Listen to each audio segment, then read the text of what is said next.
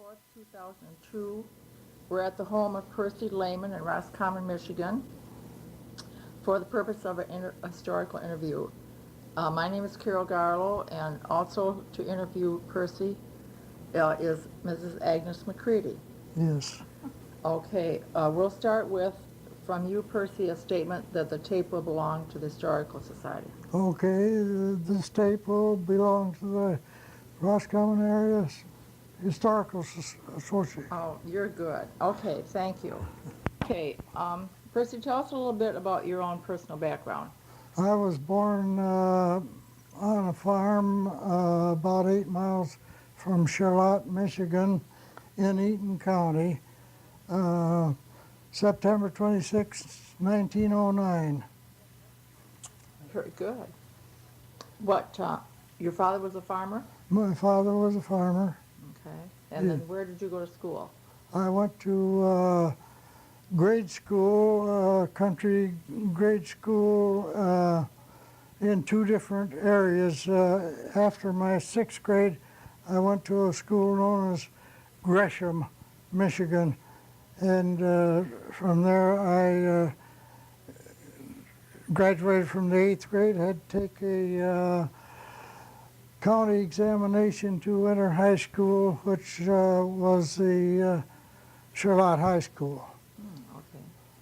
And then after graduating from the Charlotte High School, I attended the Ferris Institute, received my diploma in banking from Ferris Institute. that was a 4-year degree then? That was just a short term.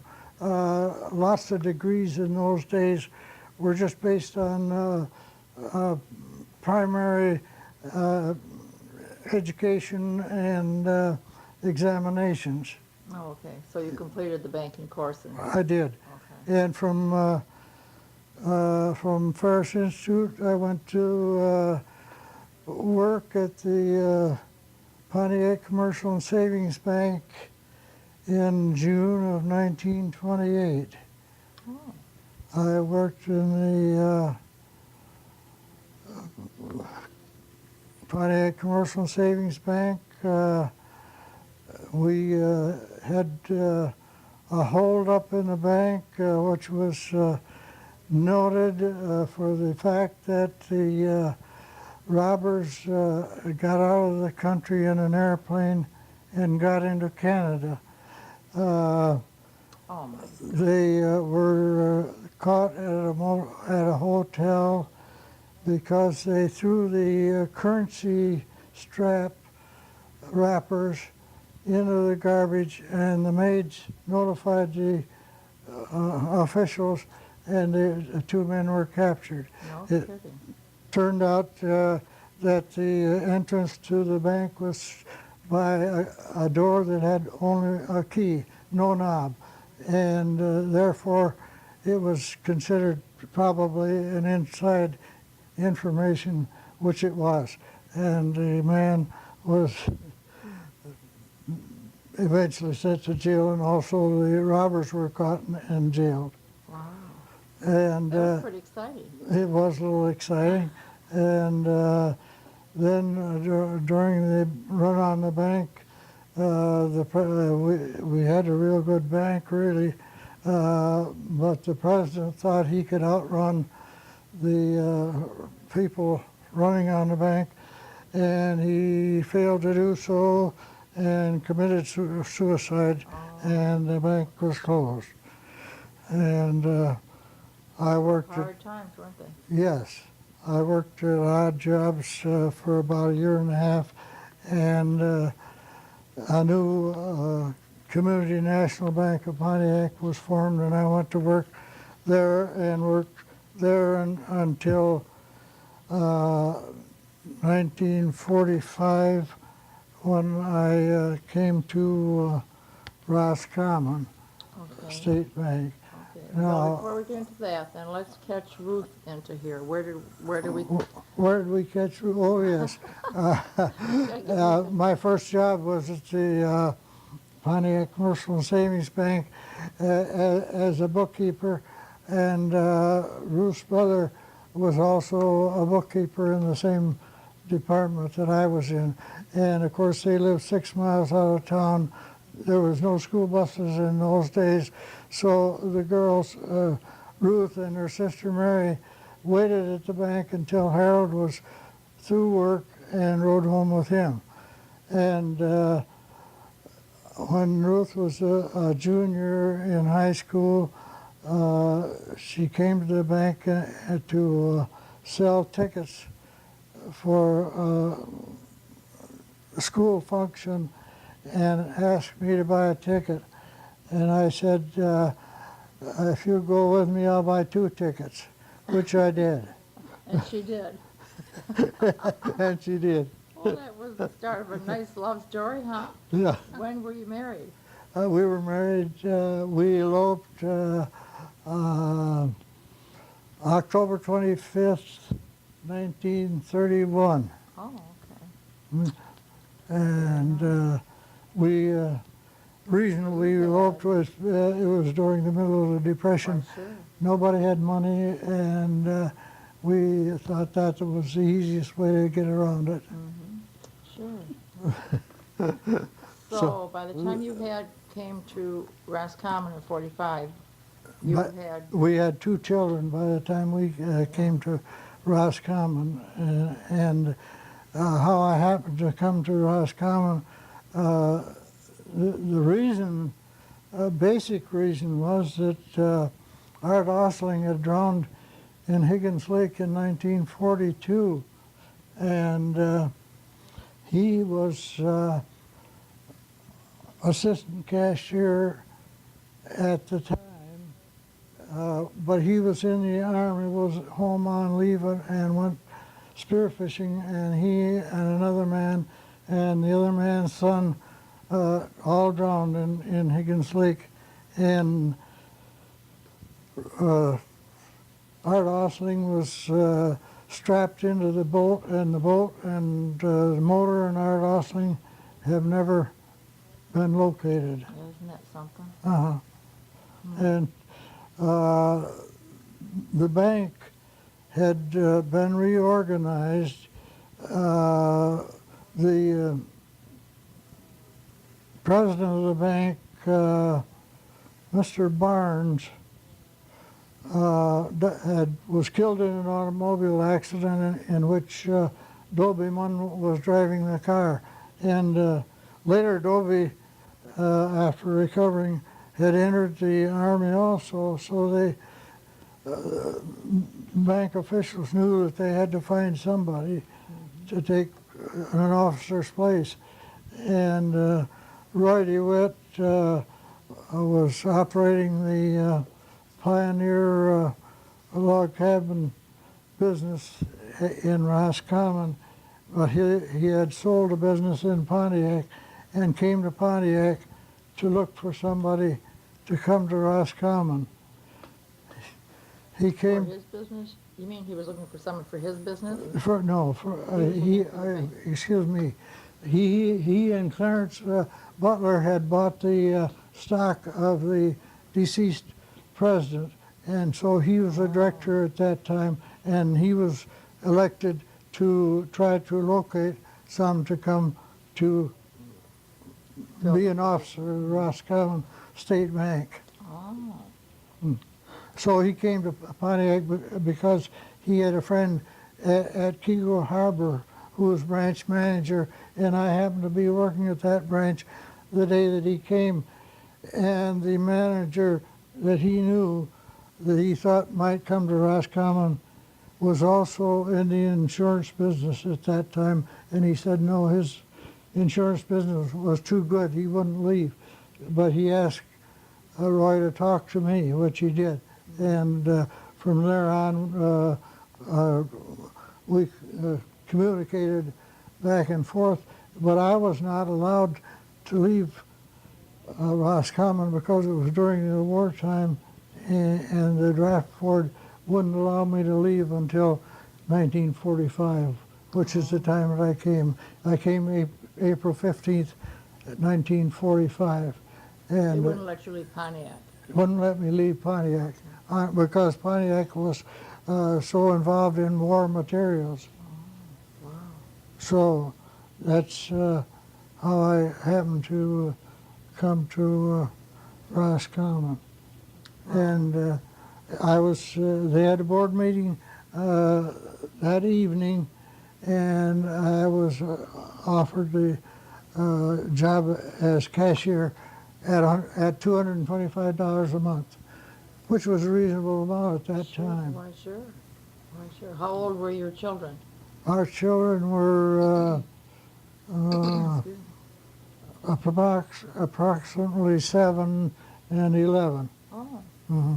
you have two boys? Two boys, yes, Dick and Jerry. Hmm. Okay. Hmm. Did Ruth want to come too? No, How did that her- go? she didn't want to come.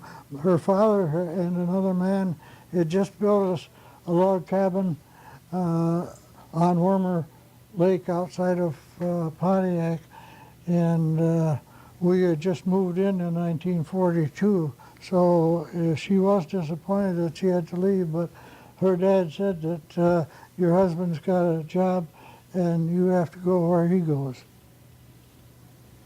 Good for Daddy, huh?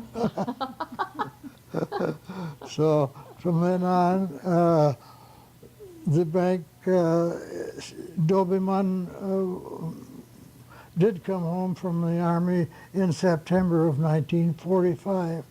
And the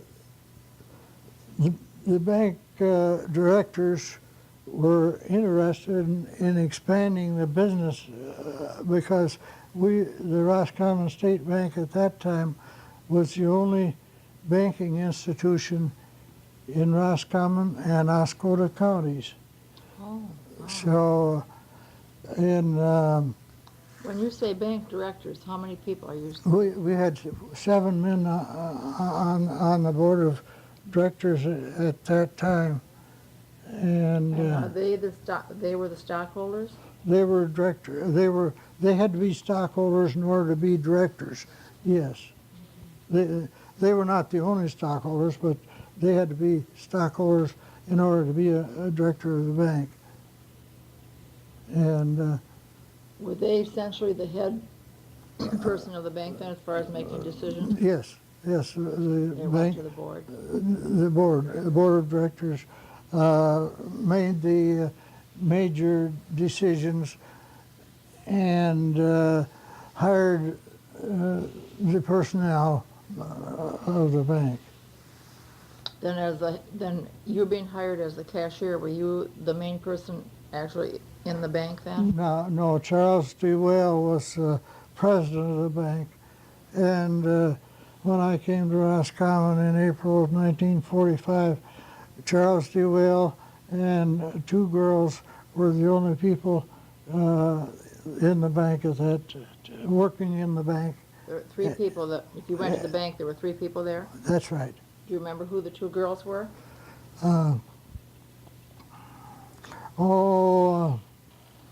One of them was Myrtle Phillips, and Did Hazel work there at that time, Hazel Stevens? Hmm? Did Hazel Stevens work there at that time? no, she wasn't she there came yet? later. Butler, I believe it was Marjorie Butler, was the other girl that was working there. Mhm. And then, of course, the directors were interested in expanding the business, and they wanted to open an office in Houghton Lake. So they opened an office in Houghton Lake. I think I've got it here.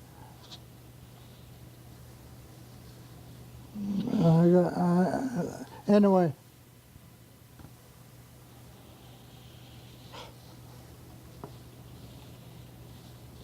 Right here, it says Houghton Lake office open. oh yes, the Houghton Lake office opened April 1st, 1946. Oh, so just a year after you arrived. That's after I arrived. And then we continued on.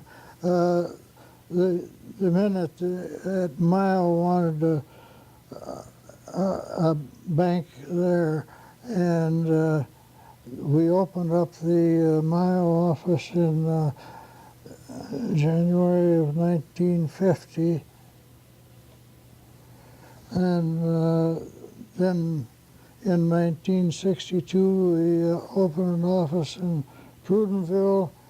In 1965 we opened an office in St. Helens.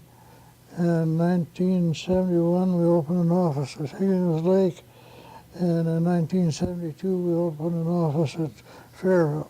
And that was all the offices that the Roscommon State Bank had. Well, you were quite expansionist, I'd say. Yes, well, we were, of course, the opportunity was there because Mile had no bank for years. And even after we opened one at Mile, we were able to open one at Fairville. Well, what was Roscommon like when you came in 1945? Well, it was quite different than it is today. It has improved dramatically, I would say, over the last 6 years. Did you think you'd come to a really poor area or backwards or anything, or how did you feel about When I first came, I thought yes, it did look kind of poor, but still, it looked like there was room for expansion, which there was. Did Ruth think she was in Outer Mongolia? Yes. I know. I'll tell you another little story on the side. When I first went to work at the bank, the post office at Roscommon is where the used clothing store is today. And Jess Green was postmaster. And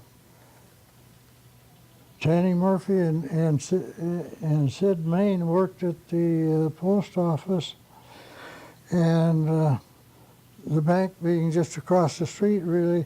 When I went to the post office, I talked to the men, and I said I was looking for a place to rent when Ruth came, which would be after the school let out in 1945. But I was looking for a place that we might rent, and Sid Main said, I've got a house on the river. I want to sell it. I said, I don't want to buy a house, I want to rent one. Well, he said, why don't you come and look at it? He said, I don't have a car, but he said, you got your car. He said, you pick me up here at the post office at 4 o'clock, and we'll go out and take a look at it. So at 4 o'clock, I picked him up at the post office, and I turned right at the corner, and at the Colonial Hotel, I turned right again. As I hit the railroad track, a state police car pulled up the left side of me and halted me, and one of the policemen went to the right side of the car and opened the door and said, are you Sid Main? And Sid said, yes.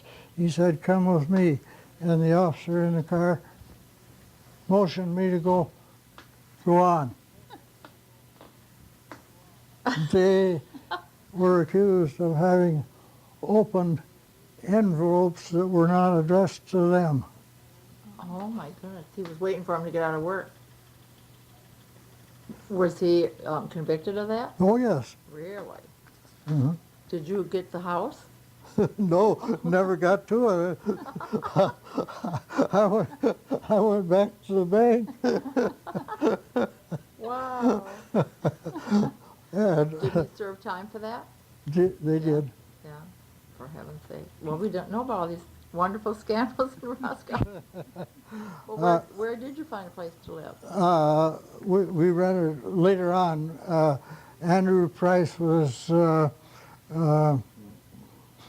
county clerk and register of deeds, and he had a place on Higgins Lake, which we rented for a year. Oh. Before Ruth came and the boys came to Roscommon, I rented a room from by Barber and Edith Barber, across from where the jail is now. On that side street? Hmm. Must be like 2nd Street?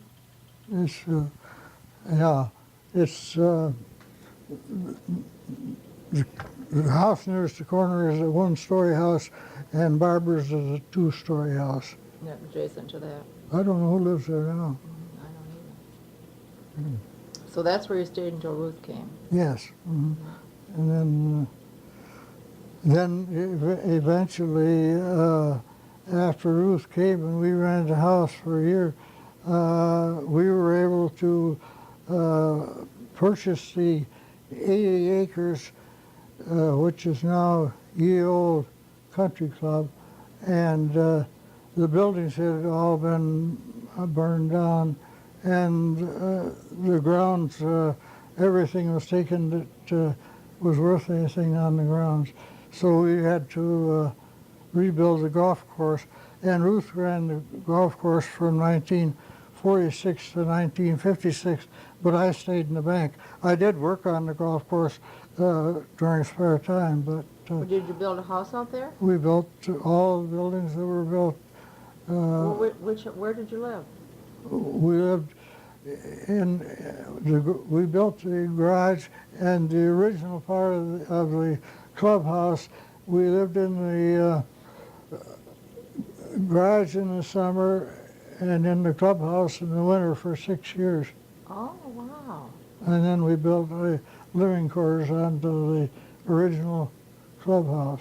Oh, I didn't know any of that, of course. I don't know much of anything. So you lived right at the golf course Yes. for the whole 10 years? Yeah. Wow. Mhm. And then you sold that? And we sold that, and we rented a place in town.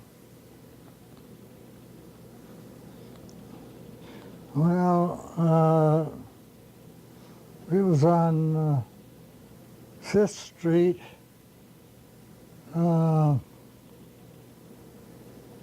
You remember when the funeral director had the big building on the corner, right across the river was a house that we rented for a couple of years before we bought the property on the South Branch on Lancewood Drive.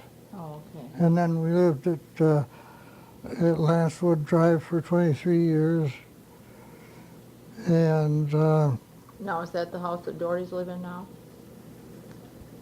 No. No? I had a school teacher, and I can't think of his name.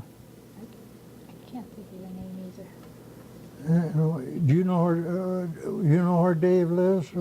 Well, it was right, the green one, right, Oh, the next the one? next one. Oh, okay, the next, not the one adjacent to Dory's. Okay, Mm-hmm.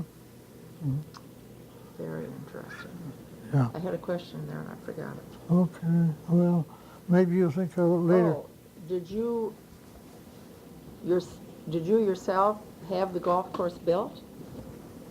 As far Well, as the- we had it rebuilt. It had been built. Oh, it already was a It golf had course. been built in about 1925, Oh, and the buildings burned in 1940, and most of the young men right then were in the Army, and so they just decided it was just left. left. And Charlie Duell bought it and ran it for a year before the clubhouse burned down, and then he didn't want it anymore because he didn't want to operate it. So when you bought the 80 acres with no buildings on it, it had a golf course on it though? Oh yes, it had And you previous. and Ruth built the buildings? Yes, we built the buildings and restored the greens and tees and replaced the water pipelines. Oh, okay. So you had two businesses going actually at the time you were working at the bank and doing the golf course also? Yes, for a while. Then when you got out of the golf course, who did you sell it to? We sold to, Stoves? Stoves? no. we sold it to a golf pro. I can't think of his name right at the moment. Maybe a little later. And he operated it for 3 years, I believe. And then Corky Gaylor and Don Stowe and their wives bought it and ran it for 1 year. And then Don and Betty Stowe bought out Corky and Barbers, and they ran it for 23 years before they sold it to their daughter and her husband, Kathy. Kathy and Terry Newton. Hmm. Yeah. Very good. Okay, well that was a good sidelight from the bank history. Now the golf course history too. Yeah. Oh. Now let's see. Okay, so Oh. when did you retire from the bank then? I retired. The bank examiners complained because we had so many older directors on the board, and we should have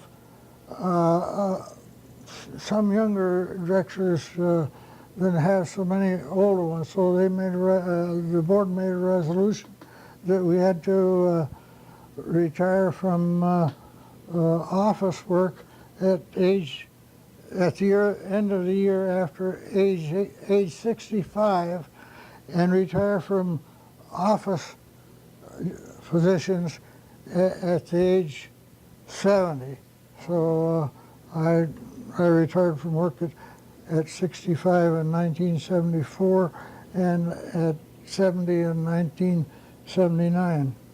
Wow.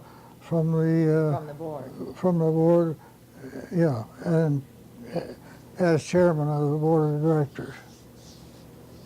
Well, we didn't get the progression then. You were hired as cashier. I was hired as cashier. Then pretty soon, how long before you were in charge? I was in charge actually the next Right day. from the get-go, huh? Yeah. Let's see. I remember I was a young, this teacher's wife came into town and needed a mortgage, and they said, you have to go talk to Percy Lehman. Well, for a long time, everybody thought I was president. I was executive vice president.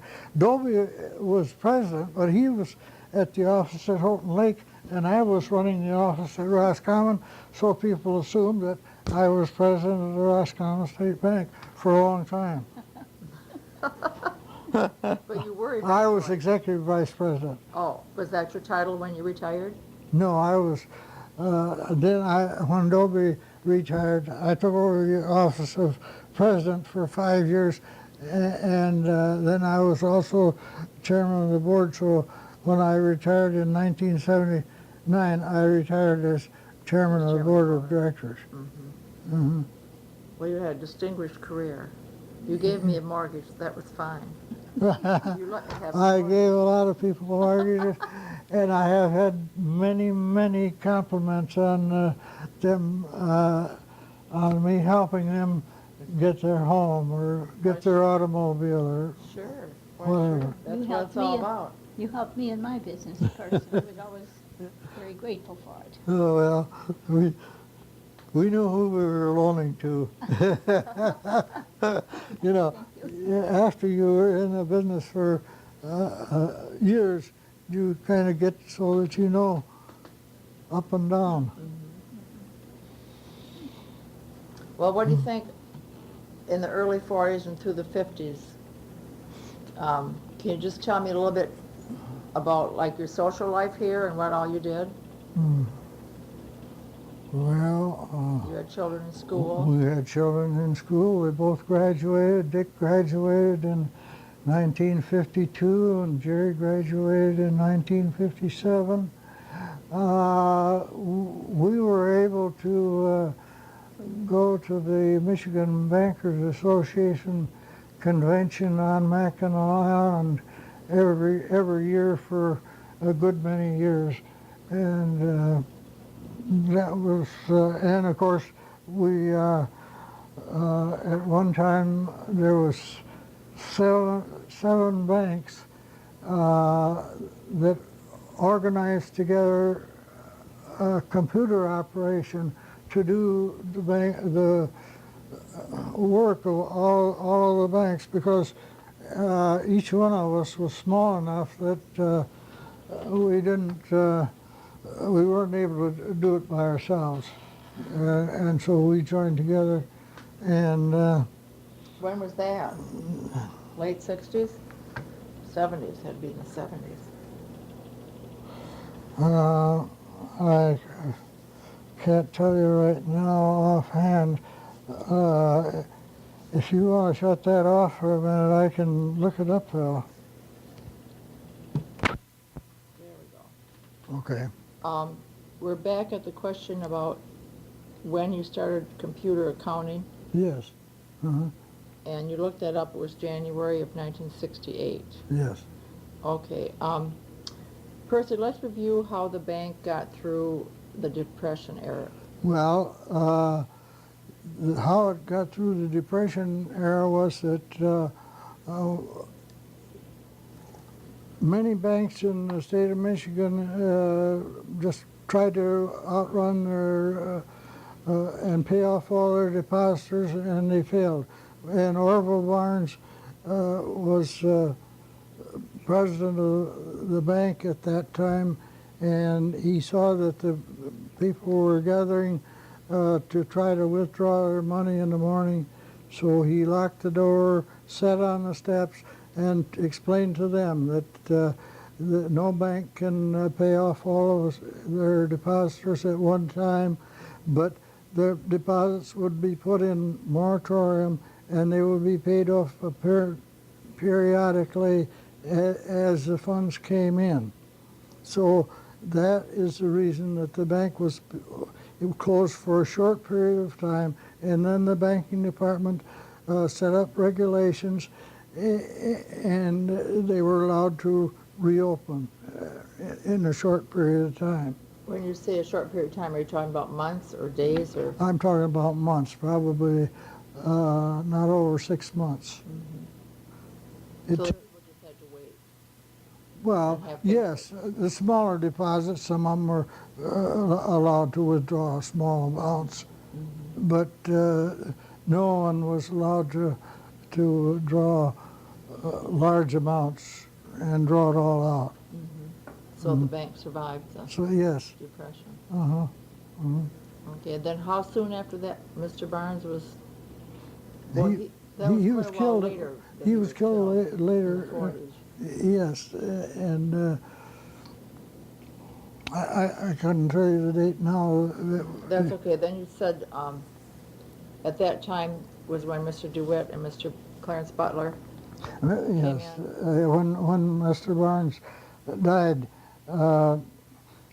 Roy DeWitt and Clarence Butler bought his stock equally. They divided it equally, and each bought a half of his share of the stock in the bank.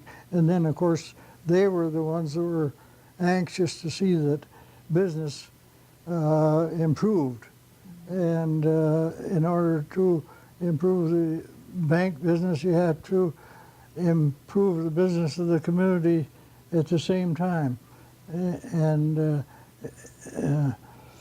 Roy DeWitt had bought the what was known as the Pioneer Builders, log cabin builders, and then he got that business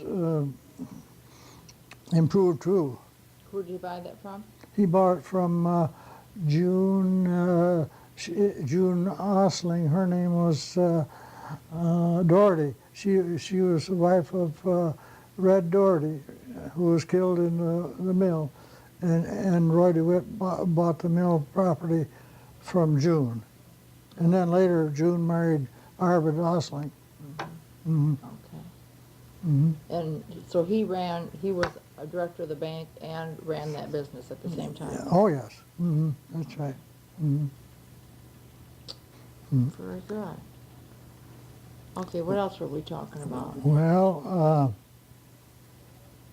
Well, let's the bank was organized in 1907. So, It was quite well established then before the Depression came along. yes, it was It quite was a well. strong bank. Yes, from 1907 until the Depression came along, yes, it grew very slowly. If you look at the figures in the book there, you see how slowly it grew and how rapidly it improved after Roy DeWitt and Clarence Butler were directors and stockholders. The book is referring to as the history in brief of the Roscommon State Bank. Yes, there's a lot of information right inside there that people can gather.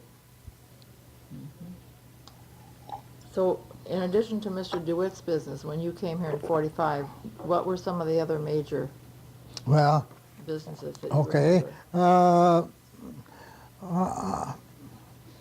On the corner of Fifth and Lake Street, across the corner, across from the drugstore that's there now. Where the bean hopper is. No, well, there was a gas station where the bean hopper, but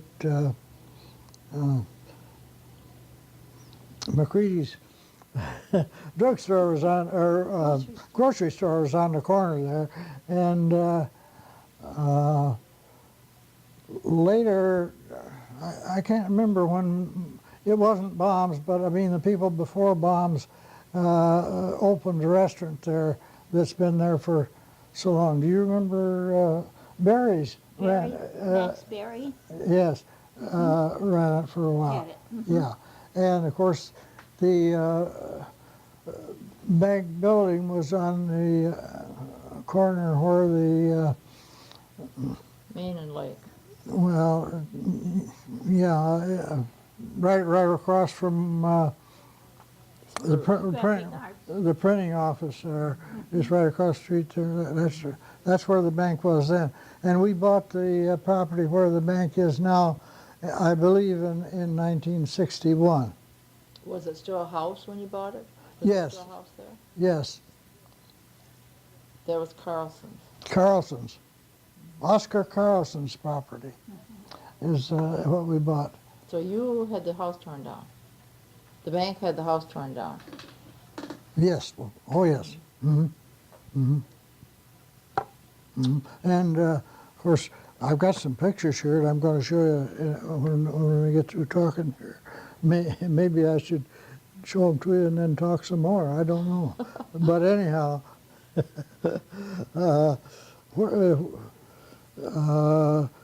where the Masonic Temple is today, there was a church. I got a picture of it in here. And where the new antique store is now, just opened up recently. Our place. That was William Market's home. William Market was the first president of the Roscommon State Bank, and that was his home. Was he retired by the time you came? Yes, he had died before I came. Oh, he was. I think he died in 1929, Oh, okay. and So his widow lived there. no, his son. When we came to Roscommon, his son Burton Orchard lived there. Oh. Can you remember Burton's wife's name?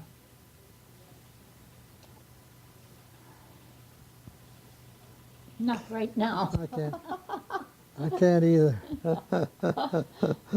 That's all right. Uh, What, so your, well, okay, another question I guess was, who was the main employer in town for your customers that you had at the bank? They had to be employed. oh, yeah, Pioneer Logging? Pioneer Log Cabin. where the Asabo drugstore is now, I don't remember just what was there, whether that drugstore building was built or not. But next to it, John Lockery had a small grocery store, Iris Iris Nibs. and Bill. Iris and Bill Nibs. And Oh, Iris Hill. Hill, yeah. Uh-huh. Iris Hill and her husband operated it then, and then her husband died, and she later married Jim. So was the DNR a big employer by then? Oh, yes, DNR was a big employer. In fact, at the time that we came here, Gil Stewart was in charge of the office, the main office here at There was Roscommon. already a regional office at that time? Yeah. Hmm. And then the down where the Fireman's Memorial Building is was the shop where they built a lot of equipment to fight forest fires, which they still do some. Yes. Hmm. Okay. What was your church affiliation when you and Ruth came? Well, we immediately joined the church. First Congregational Church. We immediately joined the First Congregational Church. In other words, we've been members of the First Congregational Church for over 55 years. Yeah, that's wonderful. Hmm. Saw a lot of changes there too. Yeah, we we saw the stone church torn down. We saw the new church built. We saw the parsonage built. Hmm. We bought the building that the parsonage was in from Ed Shepherd. Hmm. Before they built the one that's there now? I think for 18,000. And Ben Richardson says, "Where are we going to get the money?" And I said, "We'll get it." That's not the house at the parsonage now, though. No. So they tore. I guess, No, that is. yeah, that's the one the parsonage is. They tore down two other houses in between, but Oh, okay. that one, Mrs. Shepherd was still alive, I think, when we bought it, if I remember. I think she was. Because that's a nice home. It looks. And of course, there was one canoe livery right next to the river, and I guess that was the only one that I can remember that was operating when we first came here. Hmm. Campbell's Canoe River. Campbell's, yeah, right. Hmm. Okay. Oh, a lot of the buildings. Well, the jail when we first came here was up on the hill. It wasn't down where it is now. It was up on that hill. Where the old courthouse was. Yeah, jail and the courthouse. Yes. And Murphy. Bob Murphy. Bob Murphy was sheriff when we first came here. Oh, okay. I've heard a lot about him. Hmm. A big family, wasn't it? Hmm. And Well, tell us a little bit about all the involvement that Ruth had in addition to, well, for 10 years she was working at the golf course. 10 years she was working at the golf course.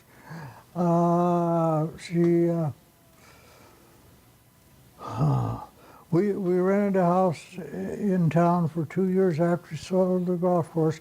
Then we bought the little place on Lancewood, which we rebuilt about 4 different times. And then, well, she did a lot of flower work Mayday, she'd make baskets, and she did a lot of artwork. Uh, then she finally decided that she wanted to go back to work someplace. So she went up to Bear Archery and got a job at Bear Archery. And she was in charge of their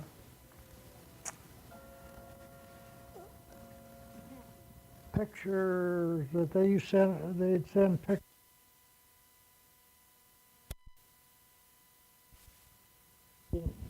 Sending, Compiling all that. yeah, and keeping track of it. In fact, she was sent down to Lansing to Michigan State for a course in handling the reels, taking care of them so that they didn't break so much. You know, they used to break and The movie reels. yeah, the movie. Well, reels. did he have movies of his expeditions? Oh yes, Oh, yes. wow. That's what they were. Uh-huh. Yeah, you know, like different. You can send from different places and get movies of this or that or So the they other. weren't just still pictures, it was a Oh no, those movies. movie thing. Boys clubs and sportsmen's clubs and stuff like that. She'd send them to Chicago and Oh, that was California. interesting for her, I bet. that was quite a job. Yeah, I don't remember how good many years because she Don Stowe worked there too, and she and Don used to ride to work together. Oh. Mhm. That was after the boys were, That was after the boys were gone. Yeah, they'd already left home, and I think they were both married by that time. And anyway, she and Don used to ride together, and Don was all bow and arrow, and she invited Don and Betty to come out and play golf one day. They hadn't played any amount of golf, and they played for a round. Finally, they came to own the place. yeah, that's something. Ruth told Don, she says, you know, when you get old and a little bit feebler, you can't pull that arrow like that, but you can still hit that golf ball. That's true, too.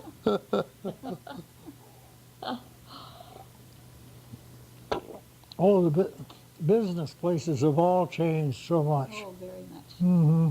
Yeah.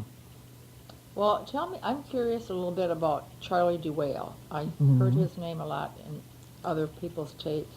Well, Tell me a little bit about Charlie. Charlie, he had quite he had quite a life. His dad, Henry DeWale, when we came up here, was running the drugstore next to the Baum's Cafe. Was he a pharmacist? Pharmacist. The father? Yeah, Henry's father was a pharmacist. No, Charles's father, Henry, was a pharmacist. Oh yeah, Henry. Okay, got it. And You his, got it. his Right. son Howard worked in there. Howard was a brother of Charles, and he was in there for a while, but he got involved in the drugs that he was supposed to be selling. Oh.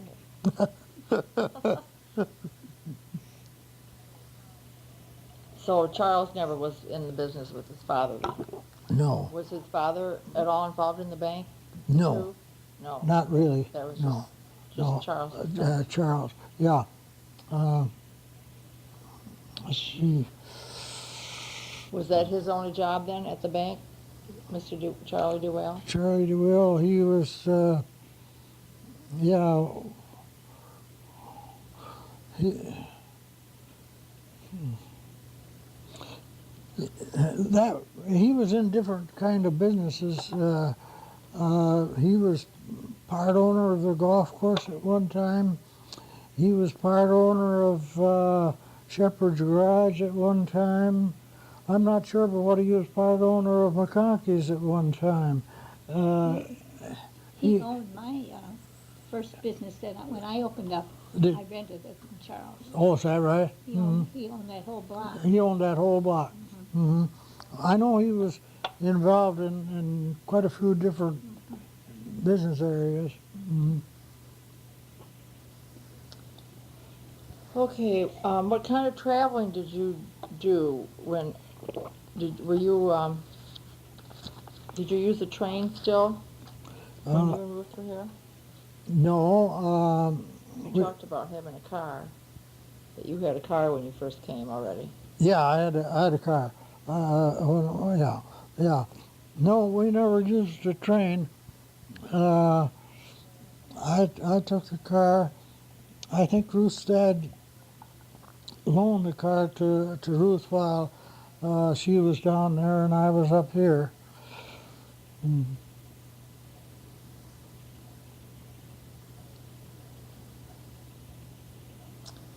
Okay, well, I'm trying to think what else we can ask you about. Were you involved much with the school? Were you on the school board or anything like that? No, I never was. No.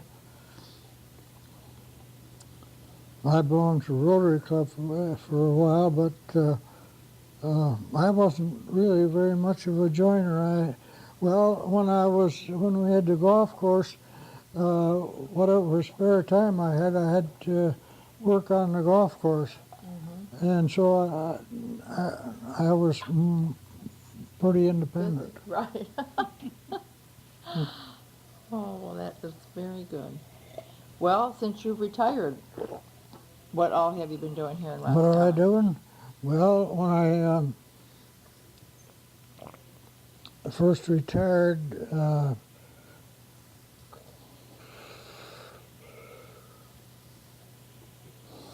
we became good friends of Glenn and Mary Vivian during the time that we had the golf course and I was with the bank. I came from Chicago and they owned, do you know where Tony Albasta's little store was? Okay. They owned that whole block north on the lake. They owned that whole block. Oh, okay. And we got acquainted with them through Tony and Jenny, maybe. But anyway, we used to have a group out there that got together every once in a while, have a party, a dinner or something. Glenn and Mary Vivian, George and Mabel Bromley, Tony and Jenny, and some more neighbors, Vern Plank and Mary.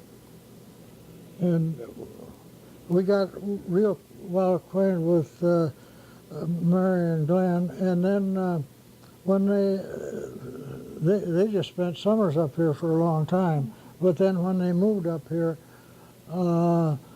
they bought the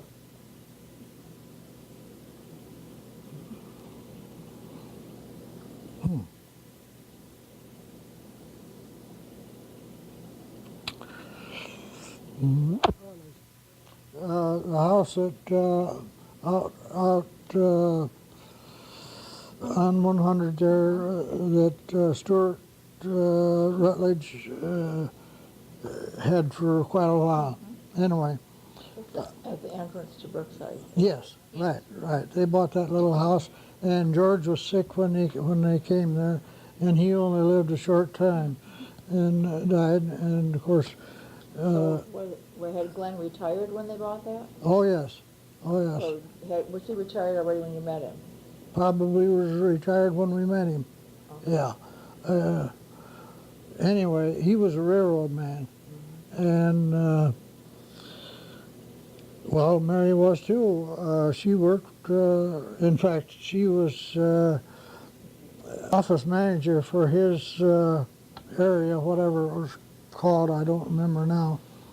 But anyway, In Chicago, in Chicago. in the train business.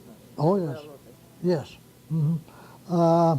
What I remember about Mary Vivian, when she read the newspaper, she had it folded into just two columns because she said when you rode on the train, that's how you had to. You didn't sit there with your newspaper like this. Oh, no, you had to Fold have it up. Yeah. So when Yeah, she was in her 80s, she still folded her newspaper up like that to read it. yeah, It was the cutest thing. yeah, yeah.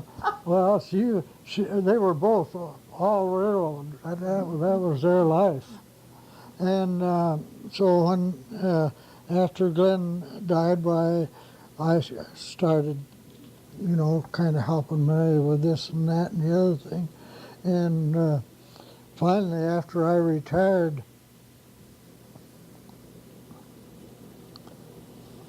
she wanted me to take care of a lot of her business, and I said, well, I've got to have an official title to do it. So I said,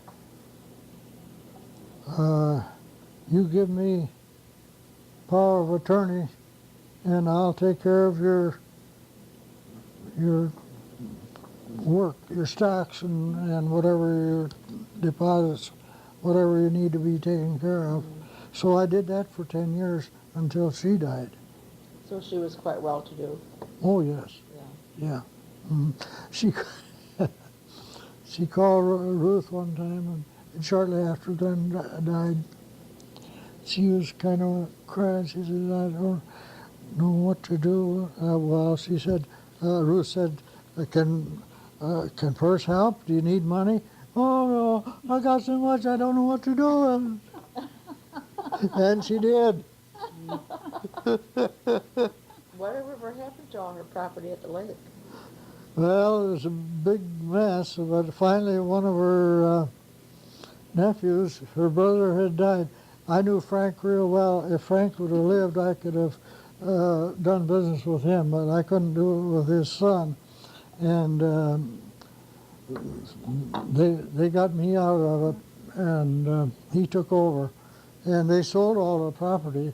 It started out at $2,200 a front foot. So you know what that was. And then it finally got up to about $4,000 a front foot, and it's built solid now. That whole block is solid. No kidding. Hmm. Is her cottage still there? Her cottage is there, but they had a 3-car garage, and somehow they divided the property so that the cottage is there, but they took the garage down and built a great big house there. No kidding. Yeah. Well, Higgins Lake is the Mm. expansionist thing in our county, I'm sure. I'll say, it sure is. Hmm. If you think of any questions you want to ask me, you ask me. Okay, well, I think Now, maybe I've shown these pictures to you. I don't know whether I've shown any of them to Agnes or not. Have you seen? No, I haven't seen any of these. I haven't seen this one. Well, here's where they opened the bank in 1907. Oh, my. That's where the Asable drugstore is today. Uh-huh, uh-huh. Mm-hmm. Is that the picture Oh. you had blown up and gave to the Historical Society? That's real, I think. I think so. I think I've had 2 or 3 of those. Now this is this is the same that's the bank, corner, huh? but they put a new front on it. Uh-huh. And of course, this shows. Of course, this building is Yeah, still that's there. Mhm. Yeah, and I guess Everything else is in there. I don't think the McConkey stores. I don't know whether it's along there or not. But There anyway, used to be a telephone office right next to this building, oh, little telephone office. uh, when we first came to town, when I first came to town, 31. Uh, oh, that's a poor picture of the depot. Oh, yes, poor one. It was a busy little place in those days. Now this one here is, This picture of the depot, though, shows the tank, yes, water tank nicely. yes. Now this building, when we came here, was the A&P store. Oh, I see. Uh, Peace store? this, yeah, Walter Johnson was running the A&P store when we came here. This building is the old Price Building and Opera House. That's what I thought that was, but I thought Anna Kiley's store was in here then. Well, maybe so. I don't think there was Before- an A&P store there at that time. Well, maybe not at that time, no, but when we came Oh, I see. later on, Yeah. yeah, because, you know, the Opera House burned In and 29, I think. yeah, and when we came here, the telephone office, a log cabin building, Oh, yes. sat right there. In 1945. These are very nice pictures. They're very wonderful pictures. That's some of the old baseball. Oh, Baseball. That's Charlie DeWale right there. This is Mason Dutton's dad. Oh, yes. Yeah. I remember him. You probably remember. I got them written down here on the You back. Is back row.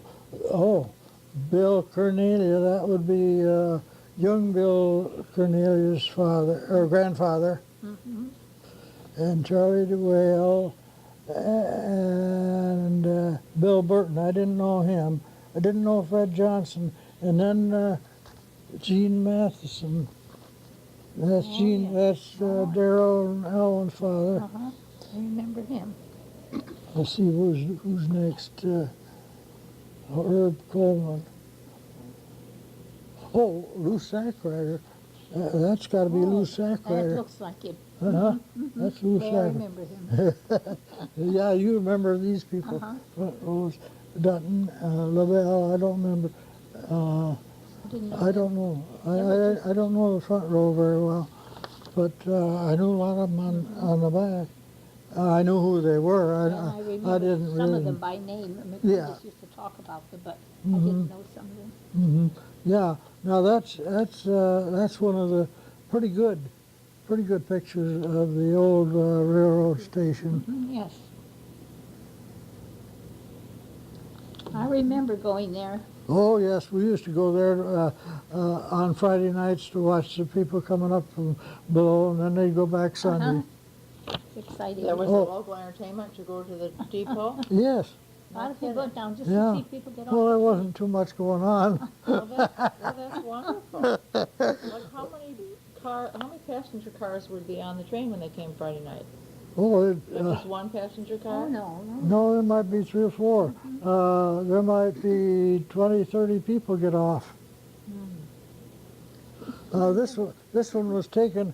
You remember where the old water tower used to be, across from the church? It was taken looking out of town. Oh, I see. From the water tower. Yeah. Oh, That's what Jim Cornelia was writing about, the view from the water tower, remember in his book, Yeah. Memories? Oh, and here's a church. Here's the church. That's Is that the one that burned down? must have burned down, I guess. Anyway, that was where the Masonic Temple is today. And, Says it was a Central Methodist Church. Yeah, oh, that's the one that burned. the okay, Methodist that was the church. And so this must be the part of the Carlson property because church. It was across the street. it's right across the street there. What do we got here? There's a lovely quilt hanging on the clothesline. She would notice the Well, quilt. I didn't notice I that. didn't notice the quilt. Carol would see the quilt right there. Oh, yeah. Yeah. The collection of old quilts. Okay, right. Let's see what we've got here. Oh, well, That's the church, isn't it? that's the church, and Going in. that's the Orchid House. that's the old Orchid House. Yeah. I remembered Burton's wife's name, Maxine. Maxine. Maxine. That's right, Maxine. Isn't that darling, the horse and buggy out front? Look at all the fencing around it. Yeah, Oh, they had fencing on it. yeah. Oh, yes. Now, on the historic register, that's registered as attorney house. Yeah. So attorneys must have had it before Orchids. Yes. The story that I've heard, I don't know how true it is, but it said it was built for a man by the name of Tierney, but he never lived in it. Oh, I never heard anything about Mr. Turney. Mhm. Where's Then the- these are some of the newer ones. This is the, Now, that's the drugstore, isn't it? yeah, that's where the drugstore, that's the drugstore building. I got some of the newer ones in here. And let's see, well, that's the Colonial Hotel. That's where Jim Nibb's gas station used to be. John Chapp had a restaurant, wasn't that Towel Chapp's? restaurant. Uh-huh, Towel restaurant. uh-huh. Whiteness had it for a while. Oh, yeah, that was, Who's that? that was a theater. Oh, the state. Yeah. Strand Theater. Hasn't changed much, has it? No. What do we got here? Oh, yeah, let's see now. Well, that's some of the new, this building is new. I don't remember whether the buildings that were there before were burned down or not, but that, of course, that's where the hardware store was for a long time, where the Fifth Street Grill is now. Oh, okay. And there was a open lot in between there for a long time. Yeah, there was. Party stores. Mm-hmm. These are nice pictures, Mr. Lehman. Yeah, that's when I was made president, Oh, uh-huh. and 1970. yeah, and that's the three of us. That's Charlie, isn't it? Charlie and Dobie and me. Oh, yes. How long did you work with Joby? I Did worked. he retire from the bank too? Oh yeah, he retired. I can't tell you, but I worked with him for a long time. And if Dobie lives till March 31st, he'll be 97. Oh, my. Isn't that wonderful? And this was the board of directors in 1961.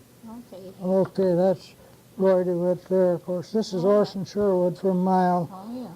Dobie, Charlie DeWitt, Lester Royce, Gordon Whitney from Mile. Yes, uh-huh. I guess Sherwood was the one I didn't know too well. I didn't know at all. Yeah, And here's one of the, yeah, this is one of them. Well, that's just another one of that's the, another one. you know, Another view. I've got repeats on some of these. And that's another repeat, Uh-huh. yeah. They're wonderful pictures, Percy. Wonderful. Well, they're going to the Historical Society someday, but It'd be wonderful to have them there. Yes, it will be. Before we finish up, we should get a lowdown on your children and how many grandchildren. we have two children, of course, Dick and Jerry, and Dick has 3 children, 1 boy and 2 girls, and And he married a local girl. he married Carol McWilliams, Okay. and Jerry married, she wasn't a local girl, but they had a cottage out here on Chase Bridge Road. In fact, if you turn left off from 18 on Chase Bridge Road, on the left-hand side, there's no houses for quite a while. And theirs was the first house. It's still there. Oh. And her sister, I think, owns it now. Anyhow, Jerry had 3 daughters, Okay. Now, Dick's son